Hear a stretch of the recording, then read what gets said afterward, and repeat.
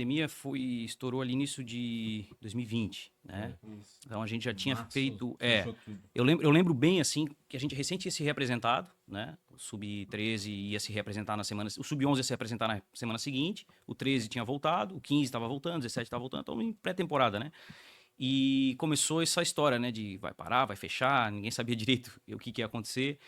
E de repente todo mundo vai para casa, né? Os atletas que estavam alojados foram para casa, as categorias menores, querendo ou não, todos os atletas são da cidade, então foi um pouco mais fácil de fazer esse manuseio. E a gente teve nesse período inicial, principalmente, né, os 3 primeiros meses, 4 primeiros meses, muita dúvida do que fazer. A gente dava treino online para os atletas sub-15, então eu acabei, como eu estava no 13 e no 11, eu acabava ajudando mais o 15, né? Então, na época o treinador era o Julian Tobar, também é um cara que roda bastante aí no profissional. A gente fazia muito trabalho, sim, online com os meninos, ou reunião interna, mas sempre com aquela coisa, né? Ah, semana que vem volta, né? Daqui a pouco volta, daqui a pouco volta. Sim. E aí as coisas foram tomando um outro rumo e a gente acabou tendo algumas mudanças grandes, assim, dentro do clube, né?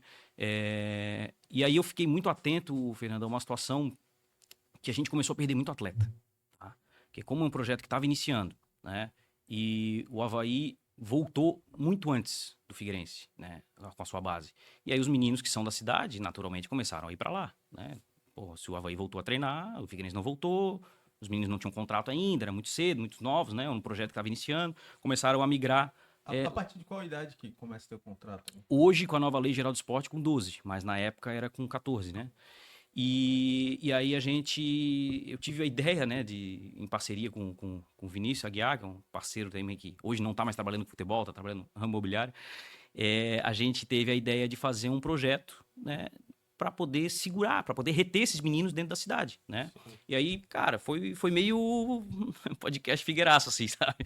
Cara, a gente alugou um campo, pegamos um campo ali do campo da ERP, né, pertinho do CT, a quadra da Pedra Branca Soccer, né, onde hoje é a escola do Genilson, mas na época era só da Pedra Branca.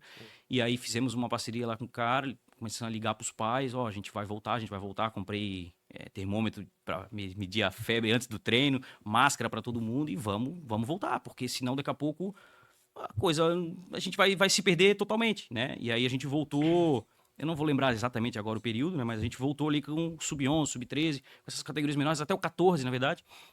A gente começou a voltar aos poucos, ali logo depois de julho, agosto, por aí a gente começou a retornar. E aí isso a gente conseguiu reter alguns atletas, né? E aí, em paralelo a isso, foi na virada ali quando o Figueirense cai para a Série C, que aí foi o desastre total, né? 2021, Pandemia, queda para a Série C, Sim. a mudança da gestão, o Figueirense se torna SAF ali naquele momento, então o pessoal também tá chegando, o outro tá saindo. Então foi um momento assim que ninguém sabia de nada, né? O que ia acontecer. O clube passou por um processo assim de demissão em massa, né? Então, Sim. praticamente todos os funcionários do clube, da base, né, em si, foram desligados. E aí, naquele momento, eu permaneci, né? Acredito muito em função desse projeto que já estava em atividade, né? E também porque teriam talvez outras coisas aí que iam acontecer, né? Então, durante 6 meses, a gente ficou tocando o projeto. Só tu?